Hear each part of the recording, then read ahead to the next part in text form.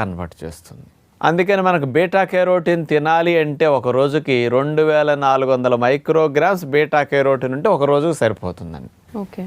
మనకి ఈ beta carotene అనేది కరివేపాకులో ఎంత ఉందంటే 100 గ్రాముల కరివేపాకులో 7500 మైక్రోగ్రామ్స్ బీటా కెరోటిన్ ఉంటుంది. అంటే ఒక రోజుకు కావాల్సిన దానికంటే 2 రెట్లు ఎక్కువ ఉంది. అంత ఎక్కువ ఉంటుంది కరివేపాకులో. అందుకని ఇది కేవలం కంటి చూపునివ్వటమే కాకుండా శరీరంలో ప్రతి కణము జబ్బుల బారిన పడకుండా, వైరస్ బ్యాక్టీరియాల బారిన పడకుండా రక్షించుకోవటానికి, దీర్ఘరోగాలు రాకుండా, క్యాన్సర్స్ లాంటివి రాకుండా రక్షించుకోవడానికి అద్భుతంగా పనికొస్తుంది.